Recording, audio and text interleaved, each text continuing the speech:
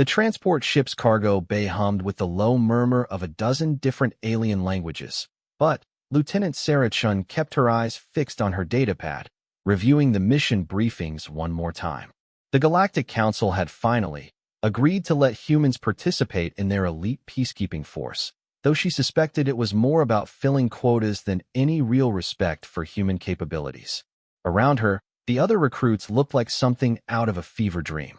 The Zephyrians towered 8 feet tall, with their crystalline skin catching the artificial light like living diamonds. The Corvin delegation moved in perfect synchronization, their 6 arms working independently as they checked equipment with mechanical precision. Most intimidating of all were the Thraxians, massive reptilian beings whose scales could deflect small arms' fire and whose natural strength could crush steel with bare hands. Sarah knew she was being watched. At 5'6" with standard human physiology, she looked like a child among giants. Her standard-issue combat gear seemed almost laughable compared to the advanced exoskeletons and energy shields her fellow recruits sported. She could feel their curious gazes, some amused, others dismissive. "Attention, recruits," came the voice of Commander Vex, a Zephyrian whose crystalline features showed no emotion. "We approach the training facility on Kepler Station. You have been selected from the finest warriors your species have to offer. Over the next 6 cycles, you will be tested in ways that will push you beyond your perceived limitations."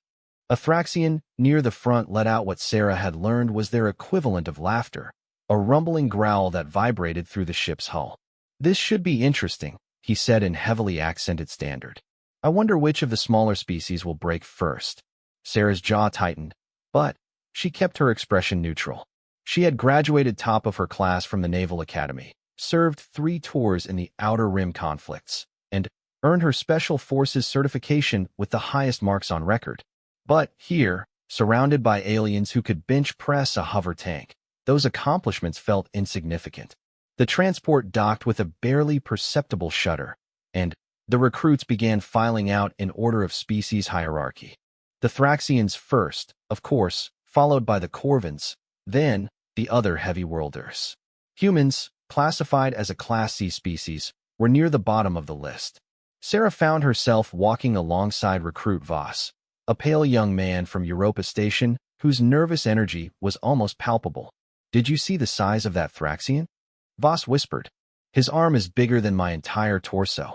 "Size isn't everything," Sarah replied quietly, though she had to admit the sight was intimidating. The lead Thraxian, whose name tag read Gorthak, stood nearly 9 feet tall and was broad enough that 2 humans could hide behind him.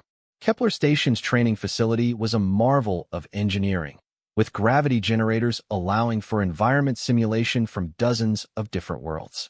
The main assembly hall could have housed a small city, its ceiling disappearing into artificial clouds.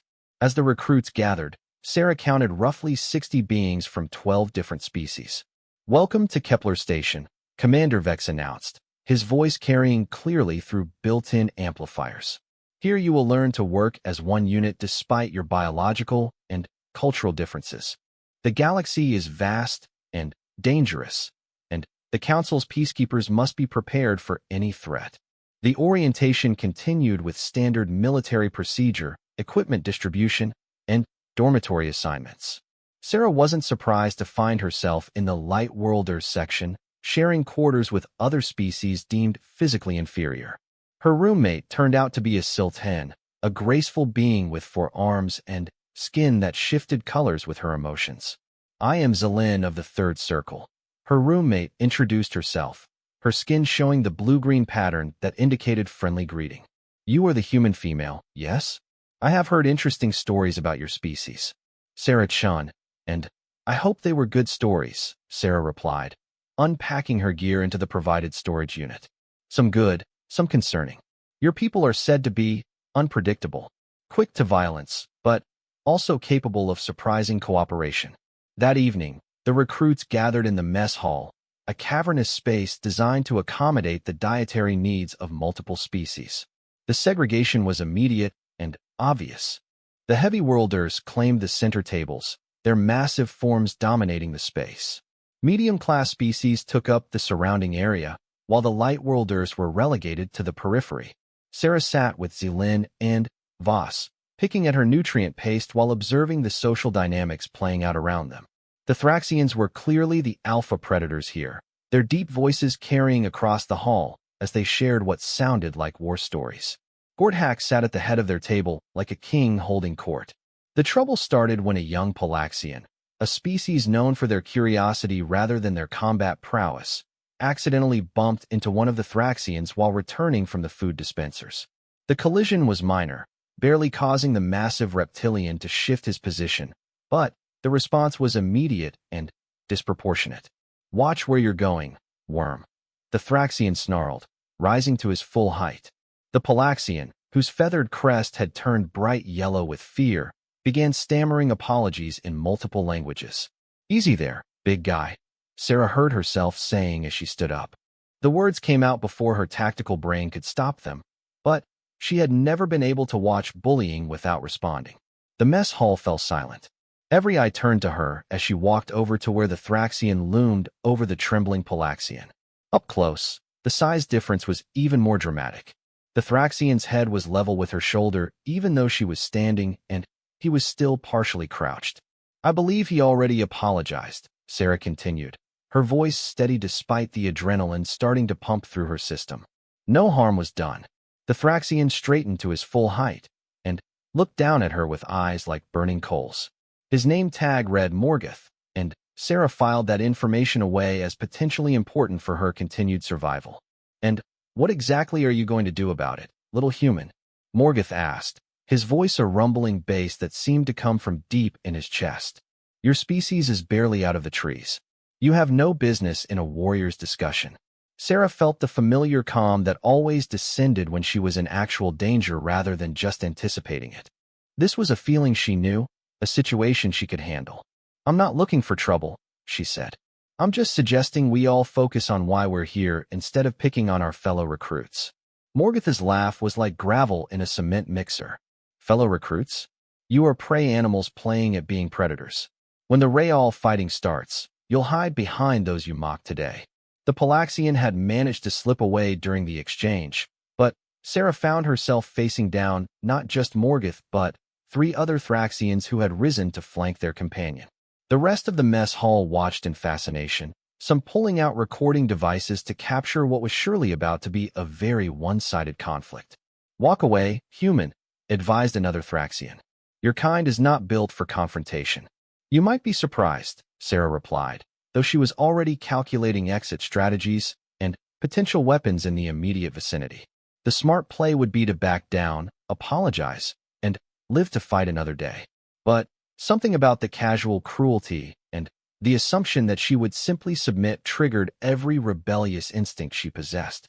Morgoth leaned down until his massive head was level with hers. His breath smelled like sulfur and raw meat, and she could see her own reflection in his scaled hide. "You want to prove something, little human? Fine. Tomorrow in the combat arena. No weapons, no armor, just natural ability. When I'm done with you, your species will know its place in the hierarchy." Sarah looked up into those burning eyes and smiled. It wasn't a pleasant expression. "I accept." The mess hall erupted in surprised chatter as Morgoth straightened up, looking somewhat taken aback by her immediate agreement. He had clearly expected her to back down when faced with the reality of physical combat against a being who outweighed her by at least 400 pounds and was covered in natural armor. "Excellent," he growled, though he sounded less certain than before. "Tomorrow at midday. Don't embarrass yourself by not showing up." As the Thraxians returned to their table, Sarah walked back to her seat on unsteady legs. The adrenaline was starting to fade, leaving her with the growing realization of what she had just agreed to. Zealand's skin had turned a deep purple that indicated extreme concern. "Sarah Chun," her roommate said quietly, "I believe you may have made a tactical error." "Yeah," Sarah replied, staring at her untouched food. "That's becoming clear." But even as doubt crept in, she couldn't bring herself to regret the decision. Someone had to stand up to bullies, and if the cost was a public humiliation in the combat arena, well, she had survived worse. She hoped. Word of the challenge spread through Kepler Station like wildfire. By morning, it seemed every recruit on the facility knew about the human who had dared to stand up to Morgoth, Sarah woke to find her personal communicator flooded with messages, everything from words of support to betting odds on how quickly she would be defeated. The training schedule for the day had been modified to accommodate what was being called a cultural exchange exercise. Sarah suspected Commander Vex was allowing the fight to proceed as an object lesson about species hierarchies and the importance of knowing one's place in the galactic order. She spent the morning in the station's gym, a massive complex that could simulate the gravity and atmospheric conditions of hundreds of different worlds. Sarah had requested Earth normal conditions, knowing that any advantage, no matter how small, might be crucial. She worked through her combat forms, the movements flowing with the precision that had been drilled into her over years of training. The gym was mostly empty except for a few early risers from various species. Sarah was aware of being watched but tried to focus on her preparation. She moved through a series of striking combinations, her fists cutting through the air with sharp snaps that echoed in the large space. Her kicks flowed seamlessly into grappling transitions, each movement calculated for maximum efficiency. Impressive form, came a voice behind her.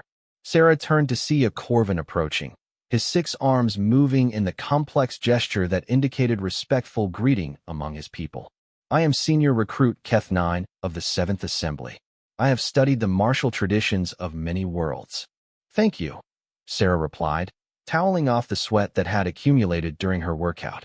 Any advice for fighting something 3 times my size with natural armor? Keth 9's primary arms folded while his secondary arms continued the conversation in sign language, a habit she had noticed among his species when discussing complex topics. Size can be an advantage, but it can also be a limitation. Large beings often rely too heavily on their natural gifts and neglect technique. And if technique isn't enough, then you must fight smarter, not harder. The Thraxians are proud beings.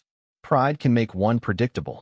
As the morning progressed, Sarah found herself receiving advice from unexpected sources. Zelin shared breathing techniques used by her people to maintain calm in combat. A Zephyrian recruit demonstrated pressure points that might work on reptilian physiology. Even Voss, despite his nervousness, provided intelligence about Thraxian fighting styles he had researched in the station's databases. The support was gratifying, but Sarah couldn't shake the feeling that everyone was trying to help her because they assumed she would need all the assistance she could get just to survive. The betting odds that kept circulating on the station's informal networks ranged from 10 to 1 against her lasting more than 30 seconds to 100 to 1 against her actually winning. By midday, the combat arena was packed. The facility normally held scheduled sparring matches and training exercises, but Sarah had never seen it this crowded. Recruits from every species were present, many having apparently skipped their assigned training sessions to witness what was being billed as a David and Goliath moment.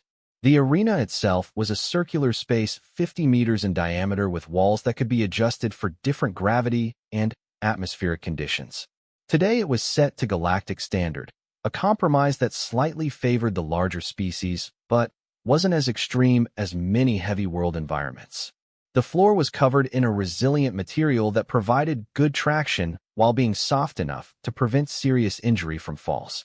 Commander Vex stood at the center of the arena, his crystalline features reflecting the overhead lights. This exhibition match will proceed under standard non-lethal combat protocols. Victory is achieved by submission, unconsciousness, or opponent's inability to continue. Medical personnel are standing by. Sarah entered from one side of the arena, wearing standard training gear that felt almost inadequate in the current circumstances. The crowd's reaction was mixed, with some offering encouragement while others simply stared in fascination at what they clearly viewed as a sacrifice about to be performed. Morgoth entered from the opposite side, and the arena fell silent. Up close, in the bright lights of the combat space, he looked even more massive than he had in the mess hall. His scales had darkened to a deep red-black that Sarah recognized as a sign of aggression in reptilian species. His movements were surprisingly graceful for something his size, suggesting that Keth 9's assessment about technique might not be entirely accurate. The two combatants met in the center of the arena. Morgoth looked down at her with something that might have been pity mixing with anticipation. "Last chance to withdraw, little human," he rumbled. I do not enjoy causing unnecessary pain to inferior species. Sarah looked up at him and felt the familiar calm settling over her mind. All the doubt and nervousness from the previous night had crystallized into focus. I appreciate the concern, she said, but I think you're going to be surprised. Begin, Commander Vex announced, stepping back to a safe distance. Morgoth immediately rushed forward, his massive arms spread wide in an attempt to grapple her. It was exactly what Sarah had expected from someone accustomed to using size and strength as primary weapons. She waited until the last possible moment before dropping low and rolling to her left, letting his momentum carry him past her. She came up behind him and delivered a sharp kick to the back of his knee, targeting the joint where even his natural armor was thinner. The impact barely staggered him, but she wasn't trying to cause damage yet, just testing his reactions and mobility. Morgoth spun around with surprising speed, his tail whipping through the space where she had been standing. Sarah had anticipated the move and was already airborne, using his own back as a springboard to vault over the sweeping appendage. The crowd murmured in surprise. Clearly, they had expected her to be overwhelmed in the first few seconds. Instead, she was moving with fluid precision, staying just out of reach while probing for weaknesses. Morgoth's next attack was more measured, a series of powerful punches designed to corner her against the arena wall. Sarah weaved between his fists, each movement calculated to waste as little energy as possible. His strength was obvious, each missed punch creating small craters in the arena wall. But his technique was exactly what Keth 9 had predicted, relying on raw power rather than skill. For several minutes, the fight continued in this pattern. Morgoth would attack with overwhelming force, and Sarah would evade while looking for openings. She managed to land several strikes on his legs and lower torso, but her hits seemed to have little effect on his armored hide. The crowd was becoming restless. Many had expected a quick, decisive victory for Morgoth, and this extended demonstration of human agility wasn't what they had come to see. Sarah could hear comments about how she was simply delaying the inevitable. Morgoth seemed to share their impatience. His next assault was more reckless, a wild charge designed to pin her against the wall through sheer momentum. Sarah waited until he was fully committed before dropping to the ground and sweeping his legs. For a moment, physics took over. Morgoth's considerable mass, moving at high speed, suddenly found itself without proper support. He crashed to the arena floor with an impact that shook the entire facility. Sarah was on him immediately, using his momentary disorientation to reach what she had identified as her target. During her research the previous night, she had discovered something interesting about Thraxian anatomy. Their natural armor was formidable, but, like all biological systems, it had weak points. The junction where the skull met the neck was protected by smaller, more flexible scales that allowed for head movement. Her hands found the pressure point Zelyn had described, a cluster of nerves that controlled balance and spatial orientation in most humanoid species. With precise pressure applied at the correct angle, it was possible to temporarily disrupt the neural signals that kept someone upright and coordinated. Morgoth started to rise, his massive strength easily capable of throwing her off, but Sarah's fingers found their mark. She pressed hard against the nerve cluster while using her legs to maintain position against his thrashing. The effect was immediate and dramatic. Morgoth's movements became uncoordinated, his natural balance completely disrupted. He tried to stand but immediately fell over again, his inner ear apparently unable to determine which way was up. "What how?" he growled, his voice slurred as if he had been drinking. Sarah released her grip and stepped back, breathing hard but still on her feet. "Pressure points," she explained. "Every species has them, even the big scary ones." The arena was completely silent. Morgoth tried once more to stand, but his compromised balance sent him tumbling back to the floor. After 30 seconds of unsuccessful attempts, he finally raised his hand in the universal gesture of submission. "Victor!" Recruit Chun, Commander Vex announced, though his voice carried a note of surprise that was clearly audible to everyone present. The crowd erupted in shocked chatter. Sarah could see aliens pulling out communicators, presumably to inform friends who had missed the fight that the impossible had actually happened. The betting odds had been completely upended. As medical personnel attended to Morgoth, who was already beginning to recover his equilibrium, Sarah walked toward the arena exit. The crowd parted before her, many staring as if they had never seen a human before.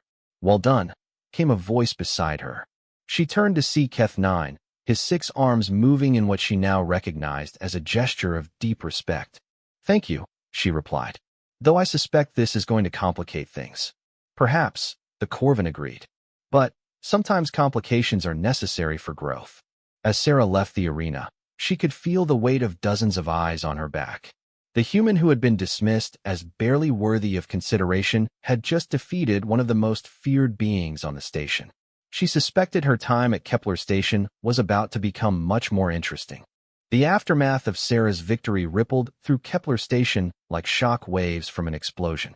Within hours, footage of the fight had spread throughout the galactic communication networks, with commentary from military analysts trying to explain how a Class C species had defeated one of the most feared warriors in the known galaxy. Sarah found herself at the center of a storm of attention she neither wanted nor felt prepared for. Her personal communicator was flooded with interview requests from major news networks, challenge matches from warriors across a dozen species, and even several marriage proposals from beings whose biology was completely incompatible with human reproduction. Commander Vex summoned her to his office the morning after the fight. The Zephyrian's crystalline features were harder to read than most species, but Sarah detected what might have been curiosity in his stance. "Recruit Chun," he began without preamble. "Your victory yesterday has created what humans might call complications. The Thraxian delegation is claiming their representative was somehow poisoned or chemically enhanced to explain his defeat. I used pressure point techniques that are taught in basic hand-to-hand combat courses," Sarah replied. "Nothing exotic or species-specific." Indeed, medical examination confirmed that Recruit Morgoth was in perfect health and that no foreign substances were involved. However, this has not satisfied his delegation's concerns about the implications of a human victory. Sarah waited for the other shoe to drop. In her experience, when superior officers started explaining politics, it usually meant trouble was heading her way. "The Galactic Council has taken notice of these events," Commander Vex continued.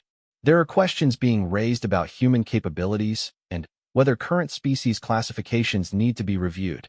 Some members are concerned that humanity has been deliberately understating its military potential."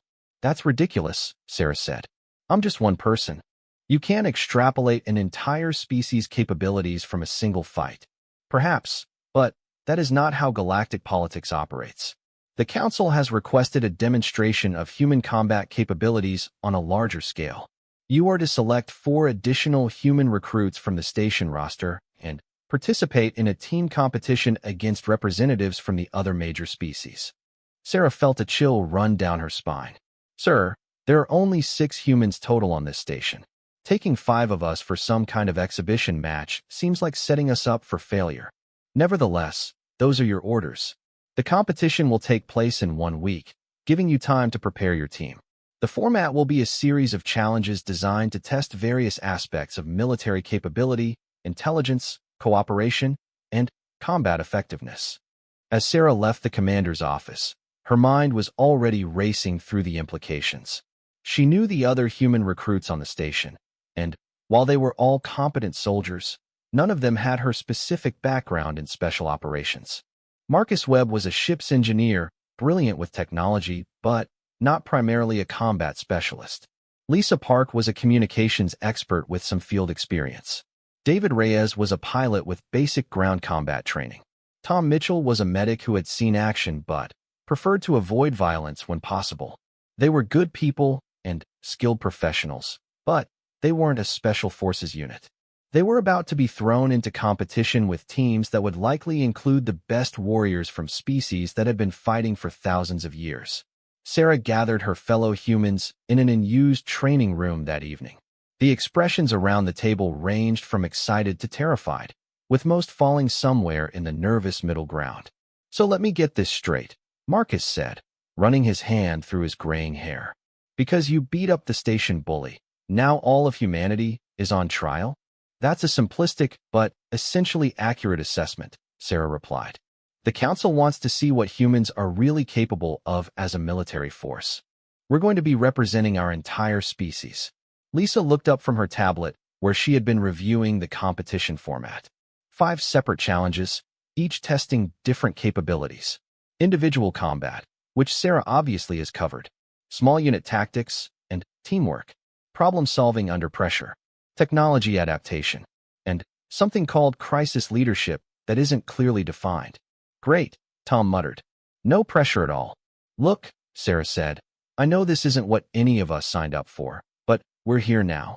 We can either approach this as an impossible task and fail spectacularly, or we can play to our strengths and show them why humanity earned a spot in the Galactic Council in the first place. David leaned back in his chair. What strengths? Sarah, these other species have been doing this for millennia. The Thraxians are living weapons.